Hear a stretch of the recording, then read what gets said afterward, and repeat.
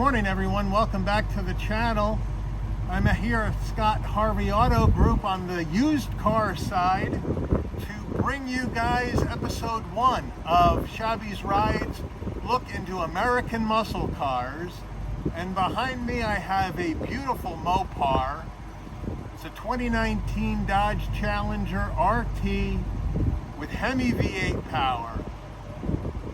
And I'm so glad I've been able to find this car to bring it to you. Obviously, we want to do some other iconic muscle cars as well.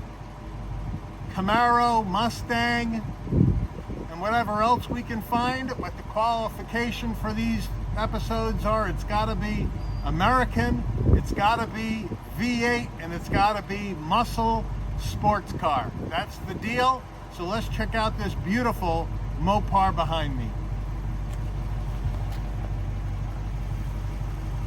Right off the bat, here we have the front end Challenger script, just like it's been for so many years.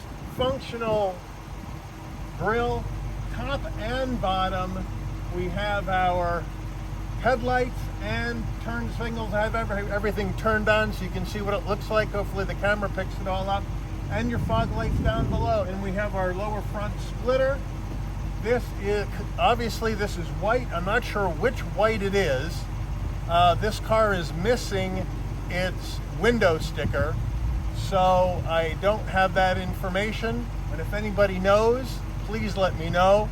And up top on the hood, we got a functional heat extractor to get the heat out of the engine so we can get the cold air in to do what? To make more power. And that's the whole point of this car, is power. All right, wheel and tire package on this Challenger. We have a 20-inch wheel in the gunmetal gray, which I love. You have your Dodge emblem here in the center cap, 6-piston caliper, fully ventilated rotors, sitting on 245 series sidewalls, all 4 corners in this car. All right, coming down the side of the car, you got your nice Hemi badge on the front left fender. We're color matched on the side view mirrors, color matched on the door handle. You have your, what I think is really cool, your silver fuel filler cap. Moving up to the roof, you got color matched shark fin antenna, and there is no sunroof in this car. All right, back end of this Challenger, we have our rear deck lid spoiler, some gloss black in the middle with the Dodge badge, LED taillights, functional dual exhaust. I like the way they just have this all smoothed out on the bottom here in the rear diffuser area. Makes it look really clean, really nice. And before we move on, I'm going to jump in here and give you a little sample of how this exhaust sounds.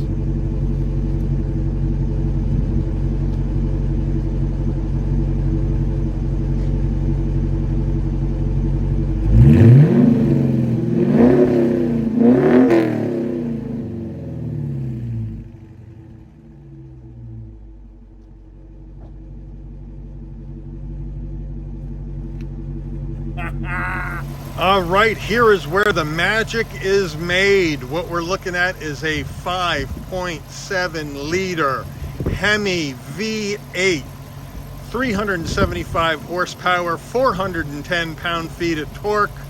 It's mated to a Tremec 6-speed manual transmission. Hallelujah, save the manuals, baby. MPGs, 16 in the city, 25 on the highway. Car's minimum octane rating is 91, so you'll need to fill this 18.5 gallon tank up with super unleaded gas. All right, we are inside the Challenger, and you know, these cars are just so iconic. You know, the Challenger first hit the dealer showrooms way back in 1970. With, you know, big V8 engines, big power for back in the day, great colors from Mopar.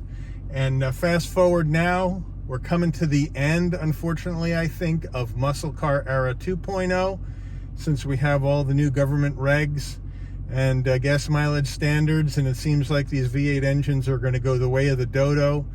I hope I'm wrong, but you never know. I guess we'll have to wait and see what Dodge is going to do with the 2023 models.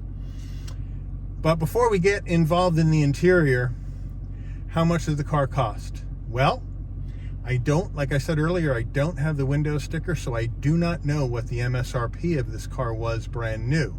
But what I can tell you is that this car is for sale on the used lot at Scott Harvey Auto Group.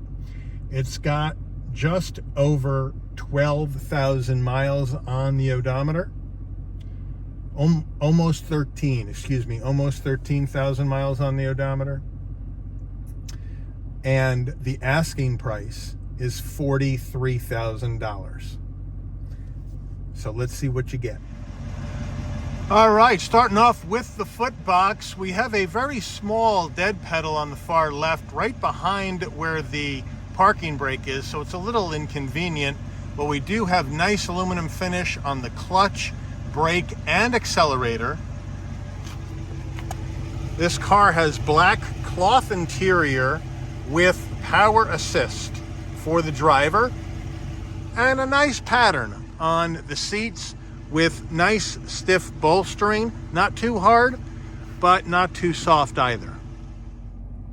All right, looking at the door panel, fairly standard looking door panel, a little bit older design. We have soft touch material on top, a very soft armrest, flat black on the switchgear. You got your brushed aluminum finish on the door handle, and we do have the Alpine sound system.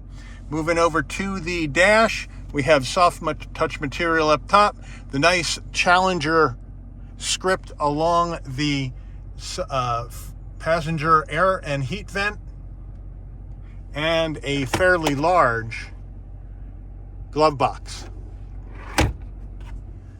Moving to the center stack, we have obviously heat and air vents to the right and to the left, and we have our Chrysler Uconnect system that is in here with a I believe it's a 7 or 8 inch display. You have obviously your touchscreen. It comes equipped with Apple CarPlay, Android Auto. Obviously you can configure your radio, media, climate, apps, nav, phone, and go into settings, and you can change your clock settings, as well as, you know, get rid of that engine off button option and whatnot when you're stopped. Obviously you can go in here and put in directions in the nav, or just go back to your map from there. So fairly intuitive, fairly nice looking center stack. As we move down further, you have your engine start-stop button here on the left, and then we have our radio controls here for volume and to tune and browse through your radio stations. You have your 4-ways right here. You have your sport mode, your super track pack button here, your parking off, traction control off, and then you have your dual climate control here, front defrost, rear defrost. You can control your up and down on your temperatures here and here, AC, air recirc, and then right here is the gear shift for your 6-speed Tremec manual transmission. 2 cup holders right here, and as we open the armrest, you have a 12-volt, an aux jack, and 2 USBs, which is nice. Here is your standard Dodge key fob with unlock, lock, open up the trunk, panic button, and then on the back, your Dodge script. So nothing to write home about, but nice and light, easy to use. All right, here's our leather-wrapped Dodge steering wheel. You have the Dodge name in the middle and a nice silver trim ring around the edge. On the left, you have your controls for your phone and voice commands, and to go up and through your different modes on the dash. And on the right, you have your controls for the cruise, all flat black, all very nice. On the left here, you have your stalk for your windshield wipers, on and off, and for your mist controls. And then down here on the bottom left, you have your headlight controls, as well as the button for your fog lights to dim or brighten the dash and to open the trunk. All right, here is our Dodge dash. You have analog gauges on the right and on the left for speedometer and your revs. And then you have a digital display in the middle where you can go through a myriad of different pieces of information that you may want as you're moving along and driving the car. So overall, a nice setup. I like the retro look at the gauges. I think it fits with the Challenger's vibe completely.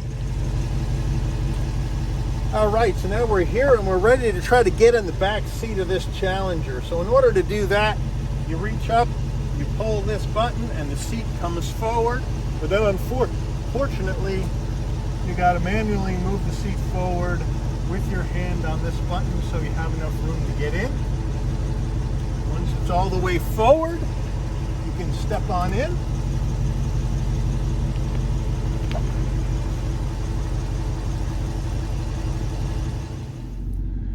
All right, guys, we are now in the back of the Challenger, and I'm going to now bring the front seat back to its position that I had it set in for my driver's comfort, and we'll see what happens to me.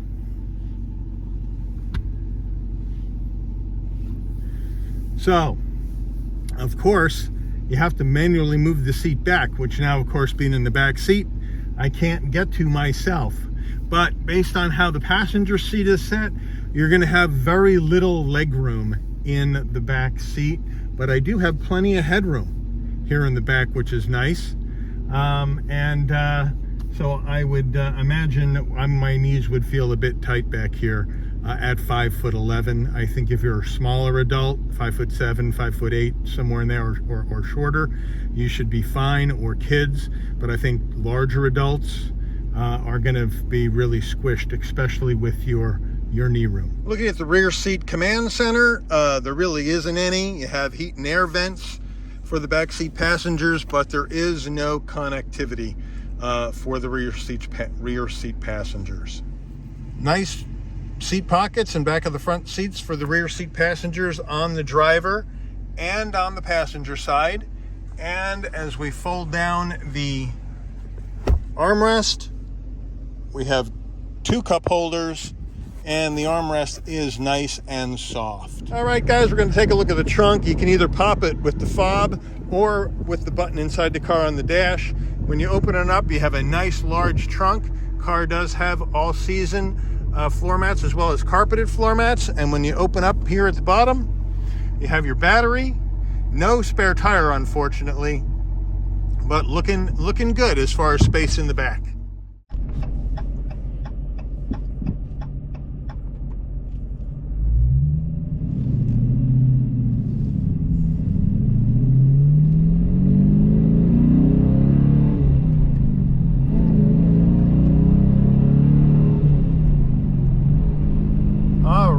We are driving the Challenger, and this is the first time I've ever driven a Dodge Challenger, and I haven't been in a manual in quite a while, so please forgive me if I miss some of my shift points. I'm trying to shake off the rust a little bit, so we'll see how I do. But overall, this thing is comfortable. And I just love this 6-speed Tremec. Woo-hoo-hoo! It is fantastic. Short throws, short shifts. It's easy action on the clutch. Great biting point. I mean, these manuals from Tremec are just unbelievable.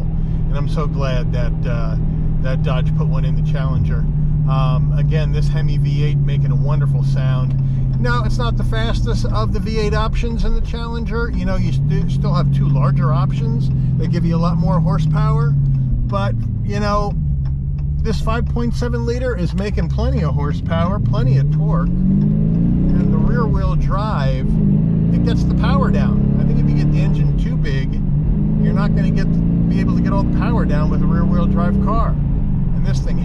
nicely.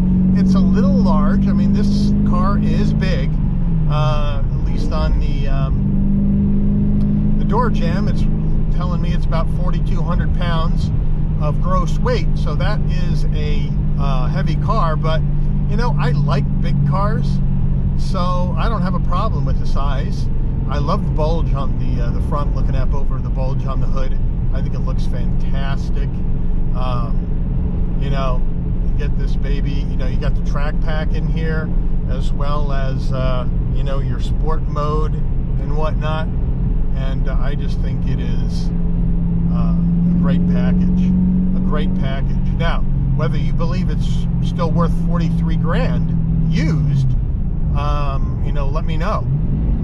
You know, used car prices are up about 38% this year, so you know you're going to pay more if you buy it this year. That's no doubt about that. Visibility in here is great.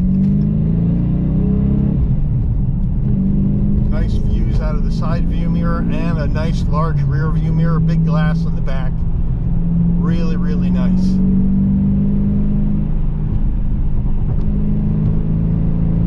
Yeah, oh yeah, nice. On the brakes, there goes the tires, a little squeal, a little chirp on the tires, a little chirp on the tires, and here we go. Yeah. Ah, magic. You know, the genius of this car is its simplicity. Big engine, 6-speed manual.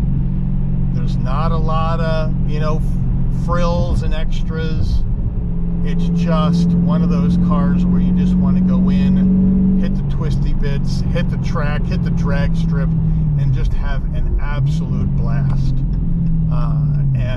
You know, it's perfect for that. And, you know,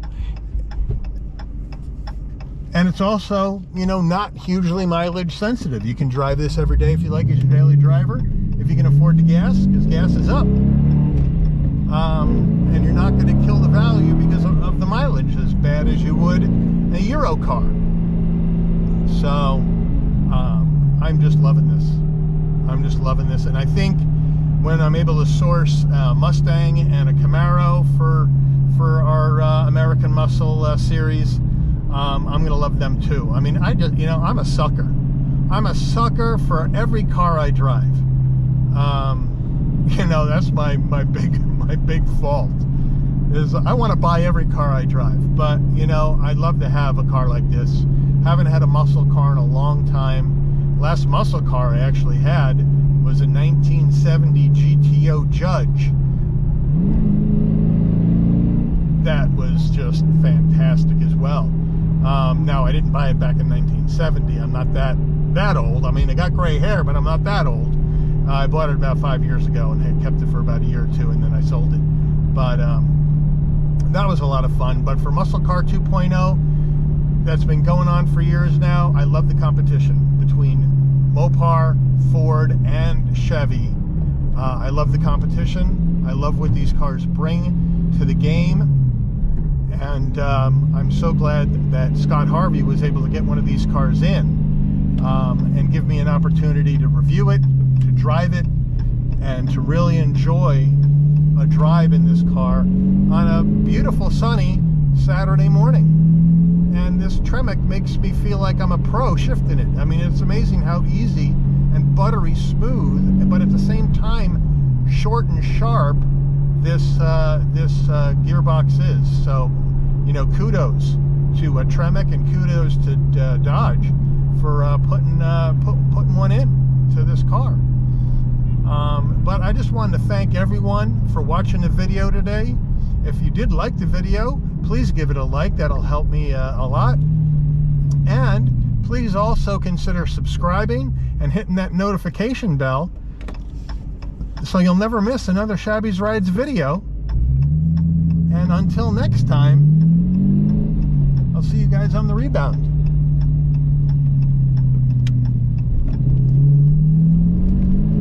Woohoo! Take care, everybody.